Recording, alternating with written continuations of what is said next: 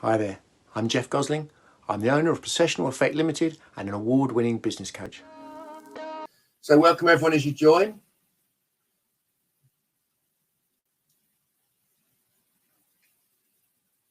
Keep updating this to see when we get to a consensus. Oh, there we are. I think everyone's piling in now.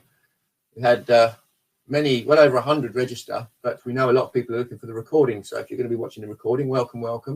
But hopefully the live community will raise the good questions for us today. So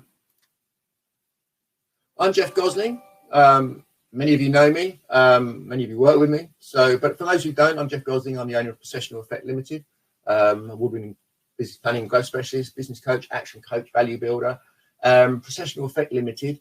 We're here basically to help business owners. A lot of people who work as experts in professional services, business services, they want to develop themselves to get to financial freedom, stop having a job and start having a business. So we help people do that faster. The crucial reason I mentioned Processional Effect is we've got a vision, and that vision is building a community, all helping each other to succeed. It's so great to see business owners helping other business owners and learning and sharing. So with that in mind, today's event is central to that. The core idea for today, very simple. We're coming out of a downturn. It was an enforced downturn, and we think we're coming back quicker than usual. And typically, even in everyday life, we all have blind spots, things we didn't know we should focus on, things we missed. So today is just about helping that community ask questions, unblock things, and come away with some fewer blind spots than they came into it. There's no sales pitch at the end. We'll put up some links later if you want some more free content from myself and Peter. I think one of the team has set up a link, so if people want to have a chat to someone in our team, that just basically I set aside several complimentary calls or sessions a month to get taken up. So if anyone's interested in that, that's available, but there is no sale at the end. So it's literally here to help. So whatever you choose to do today, the primary objective is that people take away just at least one thing. So, I hadn't thought of that, or let's do an action. Let's move that on faster, because things are moving fast at the moment. Create a bit of urgency. A couple of quick points. How engaged you are in these events. We all go on these events. We all listen in. Quite often when you start to hear topics or questions that you sort of maybe you've seen something before, if you're a regular on events or you're a regular learner, you might switch off. Your brain might tell you, oh, I know about that, I'll switch off. A really dangerous thing. It's a shame that our brains do that, because actually you've got a lot of knowledge already. And while we're having these conversations, if you're listening and you're engaged, it'll spark something. And it's that might remind you of something you should already be doing. So we call those the blinding flashes of the obvious. So please, if you start to get, oh, I know about marketing, or I think I know about cash, switch that back. Maybe ask yourself a question. Isn't that interesting? What are they talking about? Get yourself engaged, because that's where the magic often happens. Building on things you already know. Second little thing to engage and get people more engaged in these events, give yourself a mark. Set your expectation.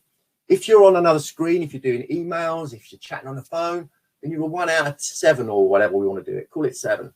So give yourself a mark now for how engaged you intend to be. If you're engaged, you can ask questions, then you're a 7. If you're not, then lower. That's a reflection of what you're going to get out of the session. So ask the question. If you're going to invest the time being here today, obviously you can watch the recording, then how engaged are you going to be? That will determine what you get out of it. So that's it, really. We're going to group loosely, I think it's said in the introduction, we're going to loosely group things into 4 topics. If we don't cover your question in the topics, and we've got some questions in already, then at the end we can go back and we can start to pick up on some questions. But the absolute commitment, so please get your questions in. Everyone must have 1 question. Okay, if we don't get to all the questions, don't worry, we'll come back to you. We've allocated time to come back to everyone and answer their questions. So this is not if you miss it today and don't get your question, you don't get an answer. So put a question in, even if you think, oh my goodness, there's already loads of questions, put them in and we will get back to you. If it's useful to you, we'll answer it. Great. So I'm going to introduce Peter now. He's been sitting there kindly waiting for me to do the introductions. While we're doing that, I'm just going to launch a poll. We've been doing polls beforehand. So just to get you engaged early on and start to gauge where people are in their business, let's get that going. So there we go. So you should start to see a poll now, depending on where you are. If you're in the car, please don't engage in the poll. But while we're doing that, I'll introduce Peter. So who's Peter? You may have read if you've engaged beforehand, but Peter's actually my coach. So everyone needs a coach. So Peter's my coach. So I'm delighted he's here. I'm delighted that my client community and my clients can hear from Peter, not just my voice all the time. Peter's come up, he's got a tag, the transition guy, that's come about over the time, primarily because he helps people transition and grow themselves personally in their businesses very successfully. He's won dozens of coaching awards. He's worked with businesses all the way up to leadership teams of decent size, big businesses, all the way down to little ones. We're both passionate, but especially Peter, because I experience it. He works with me. He's passionate as I am about helping people to achieve their potential. We all need help with that. So with that passion, Peter's here today to answer questions, to engage and to converse. He's often a keynote speaker. I've seen him speak obviously many times. I see him every Monday morning at 7 a.m. So welcome, Peter. Thanks very much for joining in for my community. Thank you very much, Jeff, and it's a pleasure to be here. Great. So first topic, we threw out, we said, well, look, we really do need to cover the elephant in the room. It's all right talking about all these exciting growth opportunities. Coming out of these downturns is typically super opportunity for everyone. But the elephant in the room, especially in this one, is there's squillions of pounds worth of debt swilling around. So I just want to start the conversation there really and say, look, it's something you and I both look at with businesses, and are both passionate about. But what would you sort of put out there as the top considerations at the moment regarding debt and cash and how to manage that before we get excited about other things? Okay, well, first and foremost, around debt, I think we've been really fortunate that the government has had really extensive sort of programs where it's been supporting businesses. So unlike sort of 2008, 2009, we've had a generous furlough scheme. We've had access to finance, whether it's in the C-bills, business bounce back loans, etc. So capital has been put into the economy, which has to a degree artificially kept it going. And really, if you look at the whole sort of recession part of it, the lockdown part of it, not much really happened. The only thing that did happen was obviously businesses that couldn't trade still had costs. And they were using either the C-bills or the business bounce back loans to actually trade through. What's going to be really important as we come out of this is going to be probably the most dangerous time for many businesses. It's a bit like when a plane takes off. And the challenge that we've got is that a lot of people have sort of eaten into their capital, into their sort of debt that they sort of took out to keep going. So that's first and foremost. And secondly, the rules have changed. So like in 08, 09, what's happened? Well, companies have got a bit nervous. So what they started doing, withdrawing credit limits. So instead of giving you extending credit, either they've reduced your credit limit or they put you on pro forma, which means that the whole relationship of cash has drastically changed. So it's like a double whammy. So you've had your cash reduced, but also very often people use credit lines to cash flow their business. And as soon as that's taken away, it makes it a little bit more difficult. So I think the most important thing that business owners need to do right now is actually understand where the cash is sitting in their business and how cash moves through the business. And actually, most importantly, if you're going to start growing your revenue again, growing your sales, for every sort of pound, dollar, or whatever, wherever you are in the world, for every pound of sales revenue, what's it doing to your cash? Is it consuming your cash, or have you got cash surplus at the end of it? Yeah, that working capital. Yeah. I'm leaving the poll running as people join. I think we've got plenty of people in, and I know we're going to have people on the recording, so I'll end the poll. But on that topic, I mean, it's a personal, maybe a leading question because it's something I see all the time. But how have you seen when you talk to business owners at the moment? Is there any level of delusion? I mean, are people getting their cash flow looked at? Or do you think there's just a hit and hope, and maybe hoping that it's going to be okay, or making decisions? I see people making decisions. Had it recently with someone. They were worried about cash flow, and they're not doing a cash flow forecast because they're worried it might not look good. Yeah, I mean, I think you've got an element of that. I think you've got a couple of things. I think number one, you've got the element that, yeah, people, look, you know the situation, and it can be quite scary. So sometimes to ignore it and kind of hope that it will go away is a strategy that I've seen many people sort of take on board. But the other thing is also is that a lot of people, business owners, they're great at the thing that they do. They're great at their sales. They're great at the marketing, depending on what their vocation is. But not everyone is as confident with the numbers. So when you've got a situation like now, Jeff, where the numbers may not look great and you're having to look at not great stuff and you're not confident with the numbers, people tend to feel a little bit either embarrassed or ashamed that they don't understand their numbers, without realizing that actually our schooling system is not geared to teaching people these skills. And at some point, you've got to learn them. Yeah, I'm always delighted when I hear from a client or from someone in the community, oh, yeah, I've got an amazing accountant. He gives me, and they're actually giving people some proper advice, or coaches or whomever. It's so important just to get another look at these things and have people who know what they're doing helping you. Because, as you said, it's easy to miss something. You know, absolutely. And every single number in your business tells a story. Whether you like it or not, it tells a story. And the most important thing is to understand, what story do your numbers tell you? Because when you understand what story the numbers tell you, then you can take some action and do something about it. I'm just checking the chat. I've got a team in the background, so Paul and Daniel, etc. So please do, if you see any good questions that I might be missing, please throw them into the conversation we're having. So if you see me looking backwards and forwards, so for your benefit, I'm looking to see what you're coming up with. Lots of good mornings. Thank you, everyone. Let's get some questions in. Going back to the poll, if I end the poll, let's have a look at that. So that's interesting. Well, we better stick to this topic. Let's get some questions in, because 40% of biggest concern right now is cash and outstanding debt. Interesting. So we've started on the right topic. Thank you, everybody.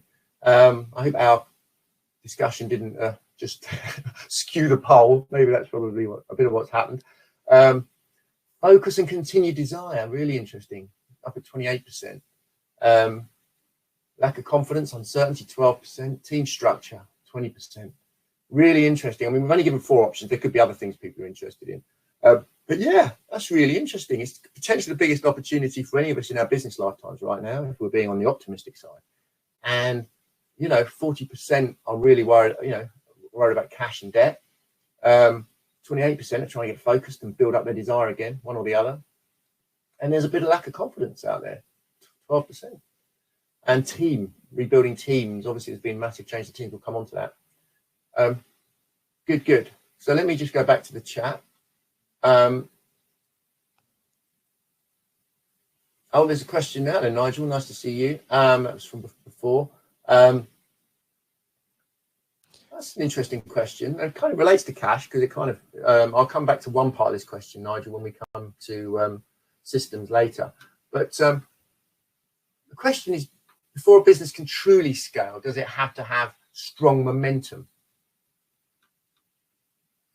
Before it can truly scale, I think momentum, there's this thing called the tipping point.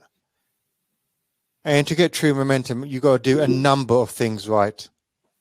So I think what you'll find is you don't just get momentum, you build it along over a period of time. So the question is going to be, what things do you need to do in your business to be consistent so that you're building that momentum?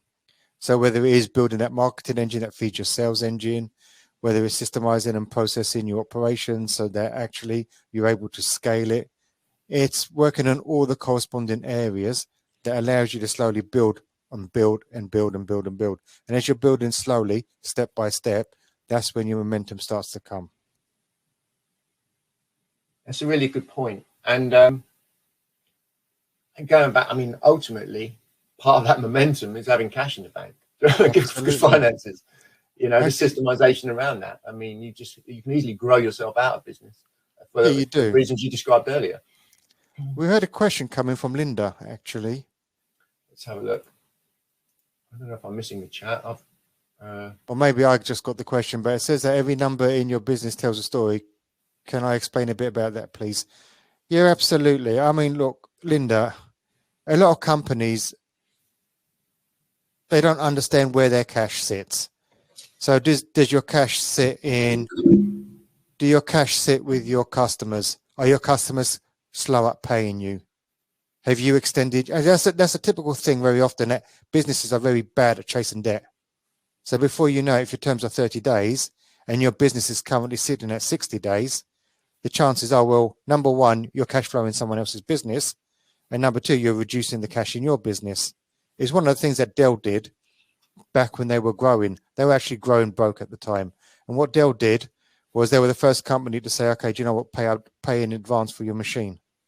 So instead of sort of having plus 30, plus 40 days, they turned their business model into a negative. So they got cash into the business before they spent a penny, which gave them the money, the cash flow, to be able to scale their business.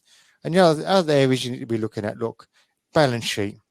If you're holding a ton of money in stock and that stock isn't moving at all in any way, shape or form in a sort of rapid manner, well, that's cash sitting on your balance sheet. And if you've got a lot of cash sitting on your balance sheet, that's your liquidity gone. So it's areas like that that you need to be looking at and understanding where is your cash sitting. There's no point you getting loads and loads and loads of more debt out if all you're going to do is finance an unhealthy business model, because actually all you're going to do is exasperate the areas that haven't been tied down. So hopefully that's answered your question. If it hasn't, let me know. Brilliant. Yeah, some of the questions, you're welcome to do those privately as well if you prefer. Linda's done those privately. So I've seen that now. We've got a couple more that will come in later for team. Any more questions around cash and numbers? Because 40% have said that that's a concern for them right now. Now, many of you may already be working with us and know about those numbers, but hopefully that's given some insight around the importance. It's very easy to grow yourself out of business, so we can't ignore that one. But I'm conscious of time. We can always come back to it later, because I do get those questions in. I wanted to move on to one where we always get a lot of engagement, when we do events on it, when we do ask questions around it. Everybody wants marketing. Everyone wants sales. We've both been big advocates all the way through in events and conversations around the importance of marketing through a downturn. So we're now coming back. So we've marketed in the world of a smaller pie, and we want a bigger piece of it. And now potentially the pie is growing. So let's look at the questions around that. One of the questions we had from Will. Will was in my Solopreneur Club group, and he's asked, he works in, a lot of people do, they work in these intangible products. Maybe people don't get up in the morning and say, I need somebody to help me buy all my legal services better. They're generally more likely to go for a lawyer. So when you've got these slightly unusual or things that need a bit of education and explaining, his question is, how do you create urgency? How do you get people who are kind of interested in what you're doing to actually move it on? Now, in what respect are we looking at that? Well, from knowing where Will is, it's predominantly around once people engage with him, this is about sales and marketing, so how do you create urgency? But I know from conversations we've had in the work that we do that, you know, there's another view of urgency, and when people come to you, should they already be urgent? But let's focus on Will's specific point about creating urgency during the sales process or as people engage with you. I think there's a number of things. I think, Will, you need to consider, are you sort of selling to people that are not in the market to buy right now? So I go back to, if you take the last year, people hardly use their cars. That's the reality. So really what you've done is you've added a year onto your car's shelf life. So if someone rings you up from a car sales showroom and says, okay, do you know what, I've got the best deal in the world for you. If you're not in the business, if you're not in the position right now where you want to buy a car, that's going to be a futile conversation. Whereas if that person sent you brochures and said, okay, do you know what, here's some brochures, this is what we've got coming up, when you're ready, let me know, and you actually know what the options are, you'll probably go and see that person when you're ready to buy. And urgency is about catching the right person at the right time. And I think that's a bit that we've got to learn. The 80s, 90s, and early noughties was around pressure selling and always sort of huge amount of volume. But the reality is the world's changed. If we want to find something, if we want to buy something, where's the first place we tend to go? We tend to go onto Google. Well, I do anyway. I tend to go to Google and do my research there, or I go to YouTube. I take the two biggest search engines in the world. My question for you is going to be, how effective are you on those biggest search engines? When people are searching for your product or your service, are you visible? Because when people are searching for it, they tend to be ready to buy. Yeah, and it's specifically around Will's point, you know, some people have to do a lot of education. You know, what are you doing out there? Video is the world now. Content is the world. People like video. Absolutely. What are you doing to educate people so that they understand, you know, what you do, and not just what you do, but the implications of not doing what you do and why you're doing it. It's quite often people say, oh, I have real trouble when people talk to me. You know, they kind of really don't understand what I do. And it's like, well, whose fault's that? Do you know what I mean? Like, you know, you can't go around saying I need a more educated audience. You've got to educate them. So that's part of building trust. So yes, good point. I think the only other point I've made, and I'm often will have mentioned this, but it might be relevant for others, is, you know, there is a cost to not doing things. You know, so if you, I get it, I had it recently, you know, you can't force people to do things when they don't want to do them, right? So don't pressure sell. But when people are kind of engaged, they need help to understand the importance of doing something quicker. So if they understand that for not doing something is going to be a penalty, you know, you've got a choice, do something, don't do something, the status quo or something new. And if you're doing something, the status quo is always comfy, but it could be expensive or it could be time consuming. So if you've got something you genuinely believe is better than the status quo, you should be able to convince somebody, or at least ask questions that help them understand the difference between status quo and where you are now, instead of just banging on about what you do. So that's something else that definitely creates urgency. Absolutely. But if they see the process, Jeff, and they're taken down a journey, then there's a greater chance that they will actually convert. But most people don't map out a customer journey, which is the challenge. And everything, whenever we do any buying decision, unless it happens to be a really sort of off-the-cuff one, there is a buying journey involved. Oh, the journey. But that's for another day. Yeah, that's a conversation on its own, isn't it? The prospect journey, the client journey, exactly. Into Raven fans, that whole journey. Yeah, I think that's worth expanding on, because it's something we've spent a lot of time on between you and I, and it's something that my clients are. They often think of things in isolation. I'm doing that campaign, or I'm having that client conversation. It's like, well, what's the, you know, what is the path at which you plan proactively to take people through, whether it be the stuff we've been talking about online, or whether it be during the actual engagement further on. What's the touch points? What's the journey? I mean, on that, because I think that's worth digging into. What do you see? I mean, obviously people don't necessarily think of that as a journey, but once they've thought of that as a journey, start off if they're asking questions like, you know, I'll use coaching, for example, because it's what we know. You know, what is a business coach? You know, a very generic question. Mm-hmm. And by the end, they want to know exactly what your programs are and how it all works. And there's a journey there, you step by step. Yeah. Before they even get to what is a business coach, they might be asking questions like, you know, how do I solve cash flow issues, or how do I do that, which might crop up. You know, so that's precisely today, though, isn't it? If you look at the webinar is a journey. It's a journey for business owners to continuously improve their business. You'll get value out of today's webinar. Absolutely. You'll get some ideas. I can already see it in the chat box, which is all great. And there'll come a point where you think, okay, do you know what? Maybe I need to develop certain areas more. And then it becomes the next step. But it's the adding value along the way. This is what people need to understand. Add value along the way. People will warm up to you. It's all about adding value. Yeah, educating and adding value. And that's thank you, Sharish, for your question from Gypskins. How do I, this is exactly in line with this, how do I reach people who don't even know my product exists? They're not searching for it. They don't get up in the morning and say, I need one of those. But then, okay, so but who needs your product then? Because you've got, surely someone needs your product. I mean, is there a market for your product? Because if there's a market for your product, then somebody needs it, first and foremost. Yeah. So it's how you then market to the right people. Bang on. And going back to that same point, yeah, that reiterating it, at the end of the day, people aren't buying your product. They're not buying coaching. They're buying better life in however many years, getting somewhere faster, unblocking something, and being held accountable, and knowing that they need help, but not really wanting to admit it. They're buying all of these sorts of things. Problems with cash, problems with team, working too many hours. So if whatever your product is, Cerise, it's a case of, well, you've obviously developed it for someone to get some benefit. What are they going to be Googling? What is their problem? Not, am I going to Google a particular type of service? That's the kind of next level. First off, what content and help are you putting out there to solve specific problems? And then the service comes later, the solution, if you like. Actually, Linda's chucked in a really interesting question as well on Google. Do you recommend using Google Ads?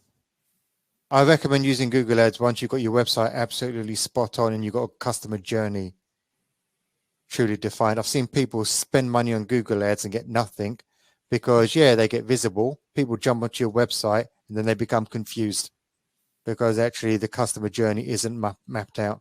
You've got to understand your customer journey first before you start doing ads. Otherwise, you could spend a lot of money, wasting a lot of money, getting nothing in return. And if you haven't done it, one of my favorite books around sort of defining a customer journey is Donald Miller's book, Creating a Story Brand. Yeah, it's all about story branding. It's about telling the story to your customer so that they understand what they are buying from you. Perfect. Yeah, that's a really good book reference. And if people, I mean, I know we've got a great community here, so if you know other good books, throw them in. But building a story brand is a really good exercise. It's a genuinely an exercise. It's not one of these theoretical books. It's an exercise. It's one of the exercises that if you're struggling with it, go through these exercises. If you understand where you fit and how you help people, then your advertising becomes better and you can start making money out of it instead of just throwing around ads that people aren't interested in. Thanks, Linda. Top for engagement so far. Good job. Oh, we've got more questions in. Google. Good point from input from. Assume everyone can see this, so I don't need to read. Google definitely after you've done YouTube, bringing people into things. What else have we got coming through? Let me make sure I'm not missing anything. While we're doing this, please do throw in more questions. We will have to move on to different topics, but we can always come back to them at the end, and we can always come back to you afterwards. I mean, Chris Day sent one in. Given the way the world has changed over the last year as a result of COVID, how important is staff well-being in terms of productivity and effectiveness? Chris, I don't think it's necessarily about COVID. I think that staff well-being has always been on the sort of top agenda, because if your people are not on the top of their A game, they're not going to be on the top of your A game. Fact. However, I think one thing I would like to say, as employers, we are not responsible for our employees' well-being. We can support them, we can help them, but employees need to take ownership over their own well-being. They need to take ownership over their health, fitness. We can't be responsible for people. All we can do is we can provide them the best environment we possibly can within reason, and we can give them the best support. But remember, they are not our problem. They are their own responsibility. Otherwise, what will end up happening, we'll end up parenting an entire workforce and not focusing on our business. And people have got to take ownership over their own lives. And yes, it's been tough for us all. But if people have got like inherent challenges where they've got challenges around depression and things like that, we are not qualified to fix it for them. They need to go out there and they need to go and find out what's causing that depression, and they need to take the right actions to remedy it and get the right help. So we can support them in that respect, but make sure that we don't fall into the trap of trying to save people. Yeah, I think that's a really good point. Thank you, Peter. And good. It's a good segue actually, because we were next up on teams. We'll come back to teams. There is one remaining question currently. We'll probably get some more on marketing. It's just more of a generic one. I mean, it's specifically about a podcast. Let me just make sure I've got the right. Bear with me one moment.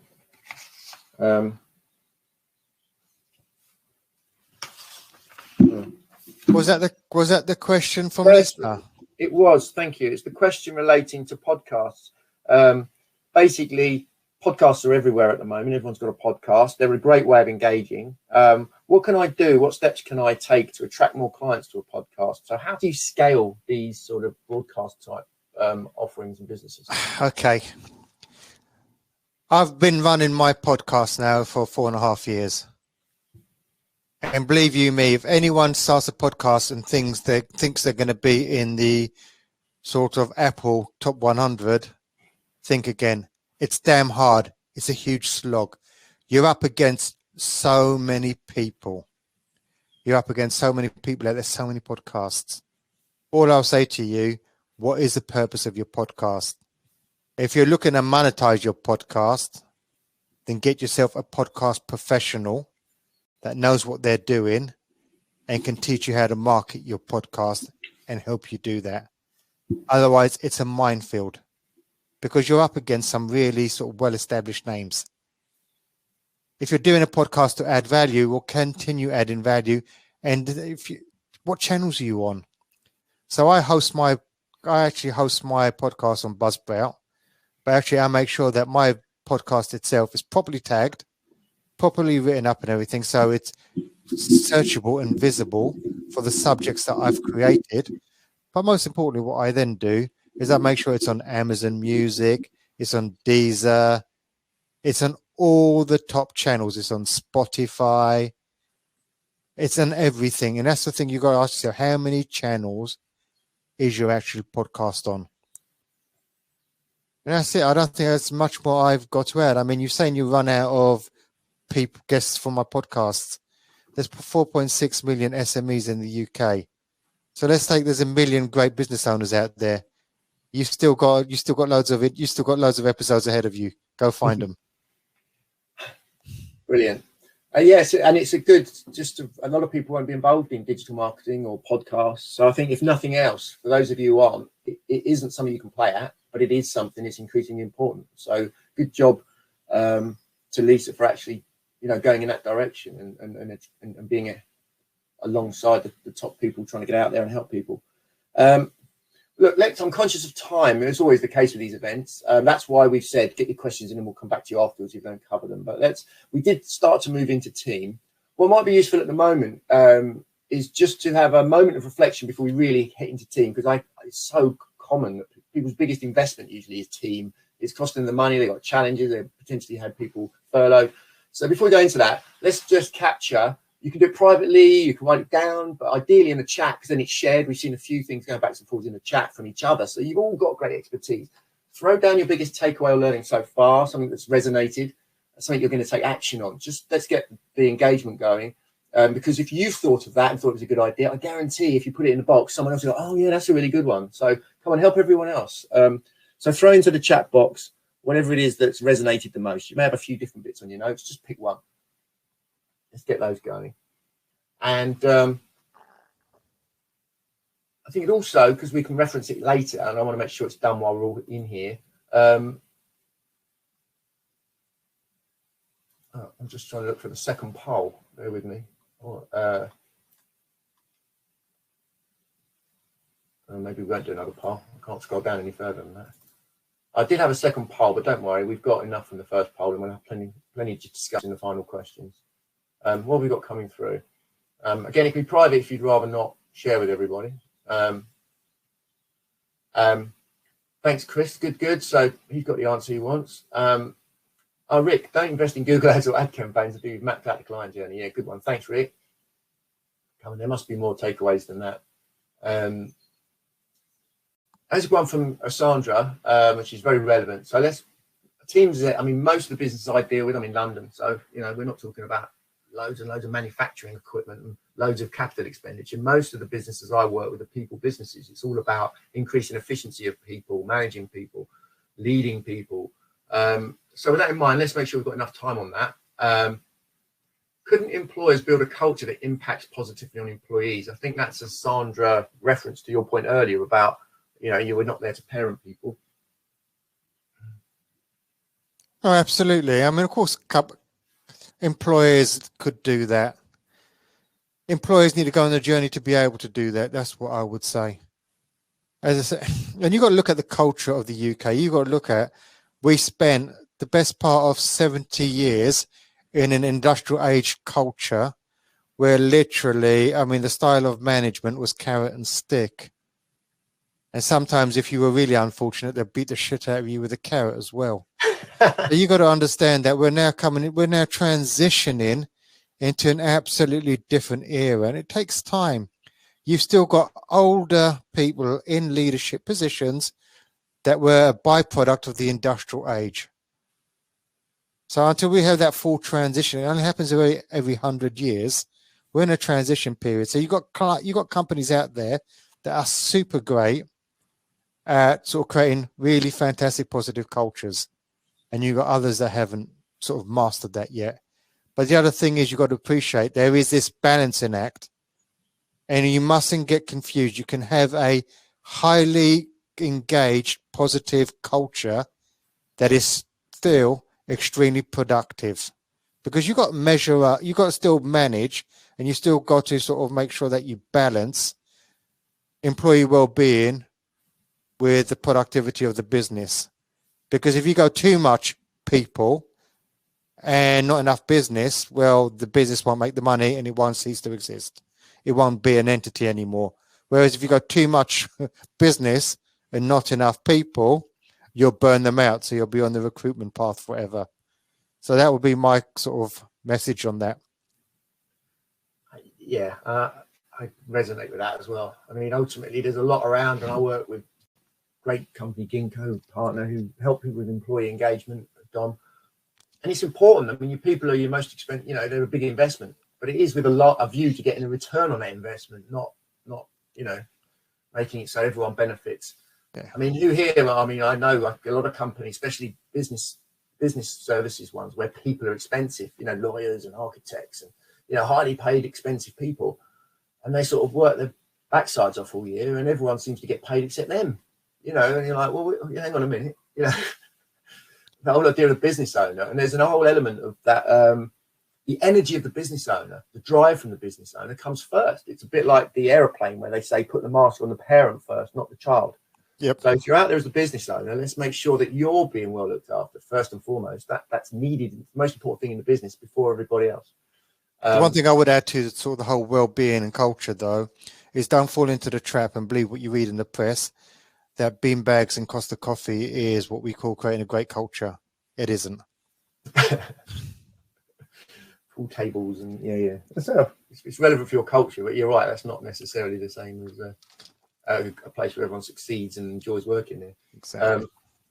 I've seen that in businesses in the past. They become these sort of white elephants in the corner that everyone's embarrassed to use. You know?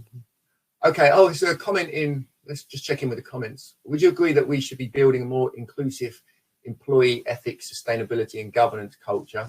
Oh, we lost your video there, Peter. Where we drive people to the core of thinking about overall sustainability and corporate culture perspectives. Well, that's a long question. I think that's the whole entire topic. I mean, you're getting into a big topic there. The short answer, yes, you would agree. It is around culture and sustainability because you know, people can operate so long working at their kind of capacity, especially in small and medium-sized businesses. You know, you start burning your team out and you pay for it later. I got someone the other day who they got someone in their business. If they're away, it all falls over. So they're desperate for not to take a holiday. I'm like, well, that's the biggest risk in your business. Just resolve it. You can't work like that. I mean, the one thing I would say, Ashley, is you put a bit there about we drive people to the core thinking. If you attract, I don't believe we should drive people to do anything. As soon as we have to drive people to do something, they're not in alignment with our thinking. So I think the key to all of this is attracting the people into your business that share those values, that are excited by that journey and want to participate. Because if you hire someone that doesn't believe in that stuff, number one, they're going to be the wrong hire for your business. And number two, you're going to drive somebody to do something they don't want to do. And believe you me, you are going to continuously be driving that person because that person is going to ignore you for as long as it takes until they leave the company. It's not what they want to do. We can't make people do what they don't want to do.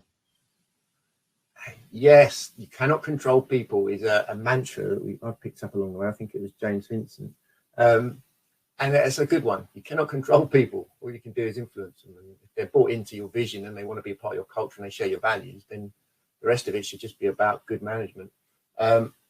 Good. Vanda, that's a good segue into getting people in. Thanks for your question, Vanda. Vanda's in Solopreneur Club, and she's actually far from a solopreneur now. She's growing quick. So what's the best way to overcome the struggles of finding quality subcontractors? So there are businesses out there that rely on quite a high pool of kind of low engaged people, potentially like cleaners or drivers or whatever they're doing, that share values. So best way to overcome the struggles. So struggles finding quality subcontractors that share values, because clearly they're still out in front of clients. Okay, this is going to be the biggest challenge, because at the end of the day, subcontractors are in themselves business owners. So you're straight away at the mercy of their ability to run their business. And at the end of the day, now you want them to share your values. Now you can put your values out there and see what you attract. If you're not attracting the right subcontractors into your business that share your values, then you can either keep on going down that pathway, or you may have to think differently. It's why very often companies start up, they use subcontractors, but if they can't get the people that resonate with that business, eventually they have to bring that whole skill set in-house and deal with it themselves, because actually it's a little bit more difficult. Especially, I mean, subcontracting is so difficult. I've seen it literally. I've seen it in sort of building. I've seen it like throughout construction and all other areas where you've got second or third tier subcontractors. And to be honest with you, they're in it for themselves. Very rarely do you see them to be in it for anybody else. So I understand what you're trying to do. I just think it's quite difficult. It's not impossible, but it's difficult. The question you've got to ask yourself is, where are you better concentrating your efforts? That would be my take on it, Jeff. Yeah, and also I've probably done a disservice to most of the clients I work with, actually, because Vanda works a lot. I've got a few clients who work in that kind of world, but also I've got a lot of clients who work in environments like law, where consultants are effectively very expensive and very senior, and they're right in there giving the advice and out there with clients, and they're still not part of the business yet. And I have this discussion with them about, how do you engage people who aren't really in your business? And so I would also counter that by saying, if you're talking about bringing people in, regardless of their employee status, if they're engaged, they're senior, they're in your business, then they need to be treated and employed and recruited just like employees. There are good consultants and bad consultants. They could share your values, they could not share your values. So I think maybe I've just to balance what I was saying earlier about all these sort of drivers and cleaners and people where you might have 40 or 50 people needed. I'm talking, if you've got that small core of people that just don't happen to be full-time employees under whatever agreement you've got with them, it's quite normal in businesses not necessarily to have people on full-time employee contracts, but they should still be part of your team if they're at that level. I've seen a question coming from Terry actually earlier on as we were on team, rebuilding teams and team structure after redundancy and furlough. Yeah, listen, Terry, good to see you. Hope you're well. We'll have to catch up soon. Look, at the end of the day, Terry, it's simple. The business models have changed. What you've got to consider as we move into over the next 10 years, what's going to be the right business model for you? So traditionally, if we look at the last 15 years, it was get everybody into the office and let's watch over them, because at the end of the day, if we look at what people are doing, then we can measure their productivity by how busy they look. But actually, in your business, Terry, especially, yes, there's some parts of your business that can only be done on site. The manufacturing can only be done on site and things like that. So yeah, that's going to remain on there. But it may be some of your other support services, whether it's accounts, whether it's your HR, whether it's your marketing, your sales. You start looking at that, and maybe you don't necessarily need to do that on site anymore, which means that you can go to a much larger labor pool. So it's actually, from your point of view, looking at, okay, how does their blended working solution fit into your business going forward? And how do you need to change how you report, how you measure metrics, so that actually you can help people add value to your business without necessarily watching over them? And this is the big thing that we're going to learn how to do now. In the next 10 years, we're going to learn how to have dashboards, how to measure productivity in a way that we haven't done for the last 30 years.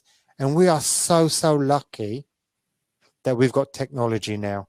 Technology has moved forward so, so much. It gives us opportunities we never had before. Well, that's a brilliant segue, because that's the section we've got. I know I'd get beaten up. Rick's been doing some comments, my partner on technology at Impact.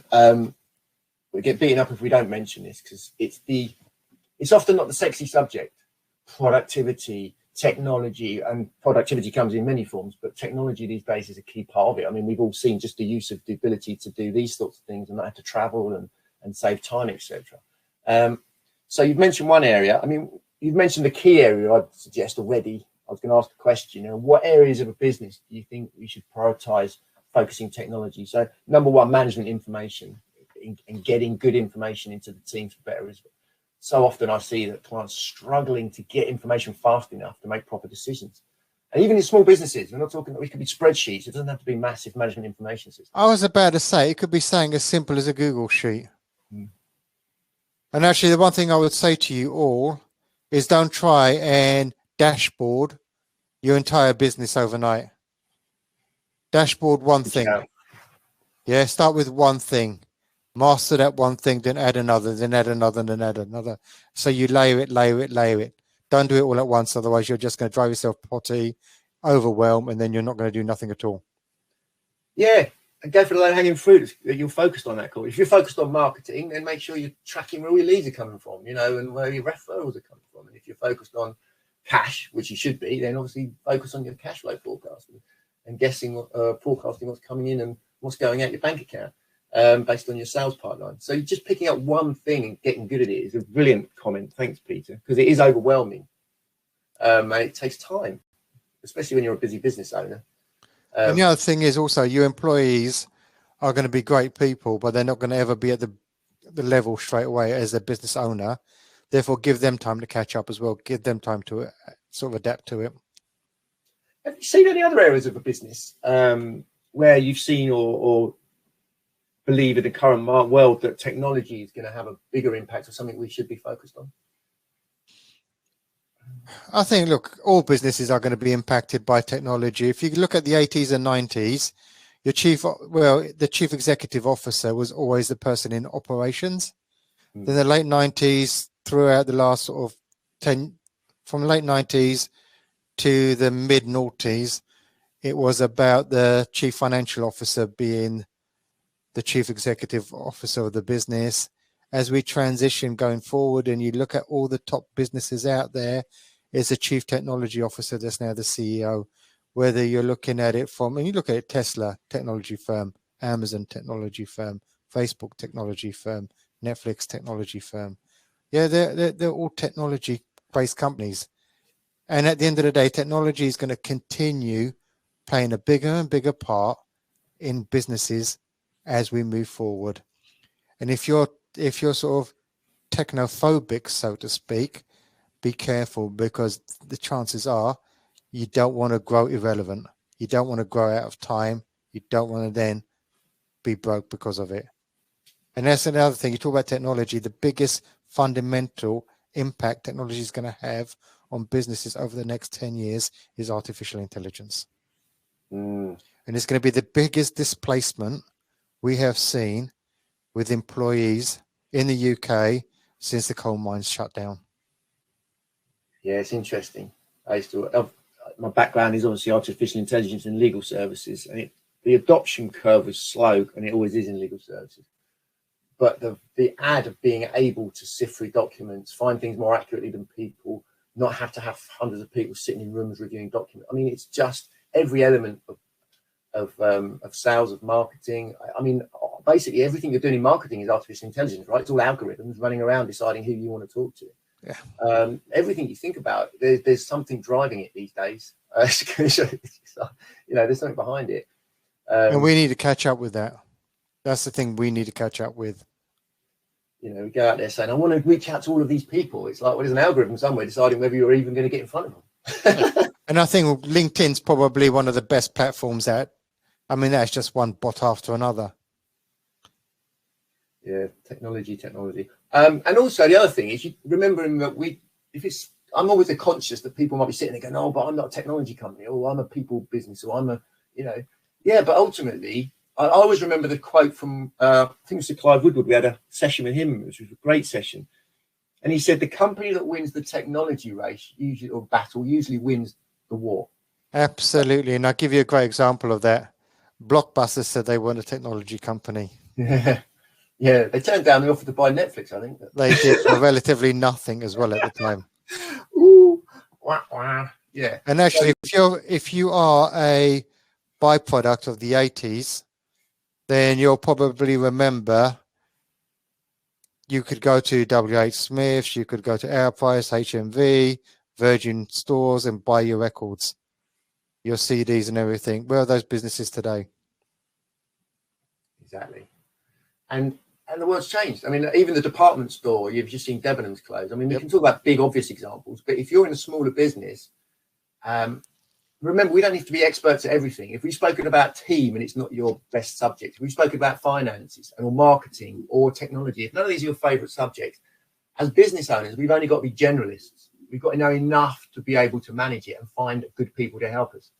So the part of this community is there's loads of good people in it. So don't be shy. Ask for help. That's what we're here for. Actually, you made a good point. If you take one of the biggest growth businesses in the last 12 months, Boohoo, well, they're a technology company that happens to be selling clothes. Yeah, they're a technology company selling clothes. They're a client of one of my clients as well, and they are growing fast. Good. Well, look, I'm conscious we've only got 9 minutes left. What I'm going to do is I'm going to post in the chat. We'll keep the questions coming, and we've still got more questions. But we promised that we'd sort of keep it in some sort of structure and then have a more general, and we can go back to whatever we want. Linda's asked a question while I'm just posting our links for more content. If people want to get more, we've done stuff on all of these subjects in more detail, so join in. How will technology impact small businesses and solopreneurs, which is kind of what I was alluding to. People think they're immune to it because they're a small business. How will technology impact them? Massively, I believe. The question is going to be, how do you need to adapt? How do you need to adapt technology in your business to be relevant to where the world is going today? That's going to be the question. And I mean, lawyer Linda won't mind me telling everyone she's a planning lawyer, very good one. And thanks for your engagement today, Linda. If you think about planning and construction, I mean, that's an industry that's ripe for technology. Looking at it, I mean, there's technology there that helps you model and design buildings without having all these mistakes along the way that cost thousands, millions. And if you look at law, I mean, it's ripe, has been, and needs continually disruptive. So you could be the disruptive elements. You've got to be aware of these things that could literally wipe your business out or give you a massive opportunity. But within your business, and we'll do a talk on this. I'll get Rick on at some point on another session. But, the ability for businesses to leverage technology for purposes of efficiency. My God, how much, when you're paying lawyers, which is expensive, a lot of money, say you're paying £500,000, £100,000, £200,000, £1 million, whatever that wage bill is, that's an investment. If you want to get an extra 10% out of that investment, that's 100 grand or 10 grand or 50 grand. Well, that's often done through the use of technology and efficiency. And not just having people just take too long to do things because that's how we've always done them. That's where artificial intelligence comes in as well. So how can you start using artificial intelligence to better leverage your business? And they're doing it a lot. I mean, Vanarama, an ex-client of mine, they spent a lot of money producing a bot called Ivan that literally could take people on the sales process right through to point of sale before it then got handed over to a human being. Now, the difference between Ivan and a human being can handle one transaction at a time. Ivan can handle 250,000 simultaneous transactions at a time. Yeah, I mean, it's just the scale of things, especially when it relates to data and information. Klaus has asked a question. Thanks, Klaus, for your engagement today. Do we have to accept that the future of retail is Amazon and all other retail channels will shrivel and die? Do I That's an think interesting that? one. No, I think retail channels need to have a strong retail channels need to have a strong web presence, whichever way you look at it. So if you're a brick and mortar business, you need to be visible online. And that's probably one of the biggest mistakes that companies made during the lockdown. A lot of people didn't transition to digital. They had the wait and see strategy, which I believe is damn stupid. However, not everything can be done brilliantly online. So I'll give you an example. I still believe that clothing has a place in bricks and mortar. The difference is you've got to be adding something to the equation that isn't just selling a bog standard product. So I'll give you an example for men. Yes, you can buy online, but let's be honest, especially when you get into your mid 40s and 50s, your body shape changes and not everything is going to fit nicely. So if you actually got a good male clothing shop in town that actually knows you, they can say, okay, do you know what, this is going to be good on you because it's better for your body shape. There are people that will go for that service. Yeah, it's the niche For that piece. Who's your advice. market? Yeah, you raised a good point. Who wants what you've got? You can't compete on everything, as Debenhams proved, and not be doing things. You know, you don't compete with Amazon as Debenhams, but as someone, I mean, bookshops are a great example, aren't they? I mean, looking at retail, I mean, my God, how quickly did they adapt successfully? Not all of them, of course, but to almost going, hang on a minute, we need book clubs, we need social, we need engagement, we need coffee shops within us. We need, I mean, look to the, you know, people go to high street for experience. They're not going there to buy something. You can get it online, you know. But that's the thing. If you look at the bookshops, they're a destination. You go to the bookshop for a reason. You go there to chill out. I want to go and see a book, but I want to look at the book. People that love books love to feel the books. They've got coffee shops in them now, so they can go and they can have a relaxing coffee. It's an experience. Businesses, isn't it? I mean, it's not just retail. I mean, we work heavily, we call them critical non-essentials within our environment, and it's all about what are those critical things you have to do for your clients. It's not just give good service or be a good whatever it is. It's the touch points, you know, it's the birthday cards and the remembering them and seeing things. You know, if, for example, it's a good segue actually, if you've seen or heard something today, or you've picked up something, you know, who are you sharing it with? Is there a client of yours? Do you think, actually, my client's a business owner, they could have found value in that. If you send them a little thing saying, oh, I saw this thing, I thought it would be useful for you. It's like, whoa, somebody's thought of you, right? So I think we could broaden that from beyond, you know, is it about getting into bookshops and having that experience? What experience do people have on that journey, going back to client journey? What experience do they have with you? Is it, I do a good job and I deliver what's said on the tin? Or is it, wow, you work with these guys and they look after you, you know?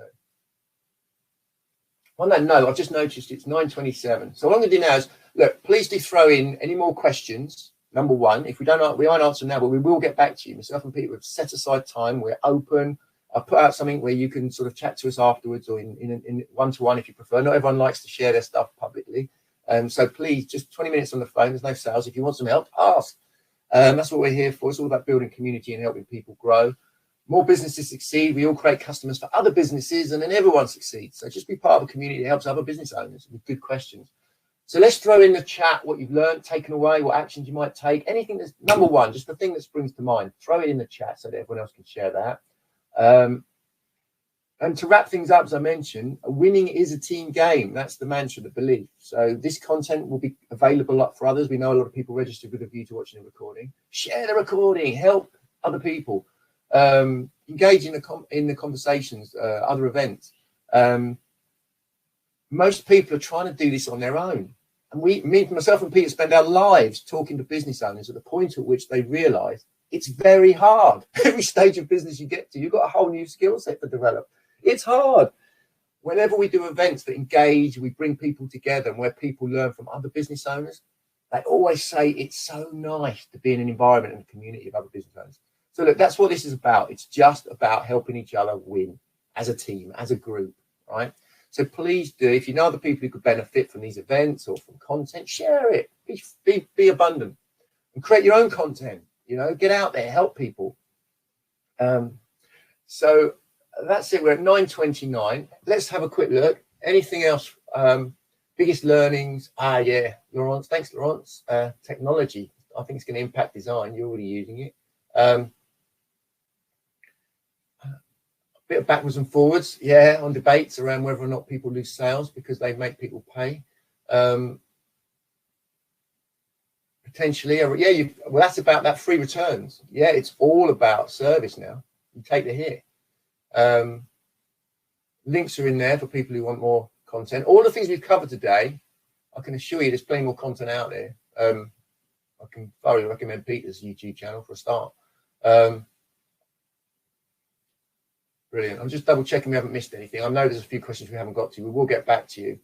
There's stuff there around late payments. They go elsewhere. Not if well positioned, Gary. That's part of the journey. People understand the agreement up front that they pay on time and you give great service and why they should pay up front or on time. That's all part of your systems and client journey and your relationships. It's not an immediate belief that if you turn up to somebody later having not positioned it and say, hey, do you want to, I'm hitting you with interest fees, then yeah, probably you're going to lose them. But there's ways and means. And at the end of the day, the bigger question is, why would you be the best bank in town lending people money and having your money in other people's bank accounts and not charging interest? So there's two sides to that story.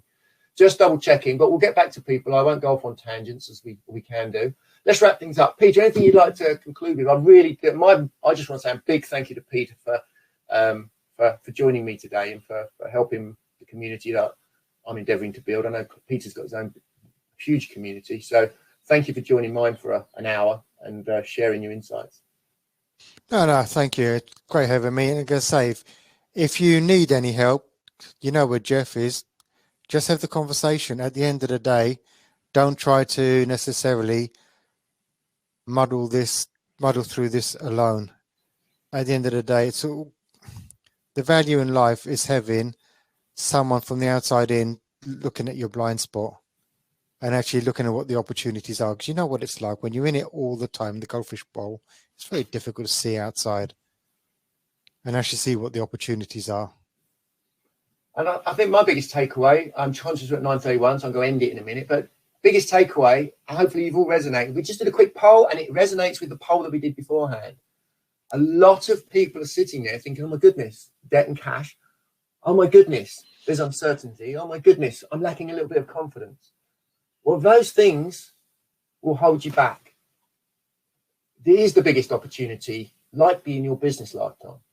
So do reach out, do get help, do speak to other business owners. There's loads of help out there. It doesn't have to be us, but just make sure that please, you're not alone. Half of people, more than half of people are having those sorts of almost negative beliefs versus the positive ones around what a massive opportunity is. All the top companies have generally come from doing the right things coming out of downturns. Proven. So hopefully with that in mind, feedback welcome, engagement welcome.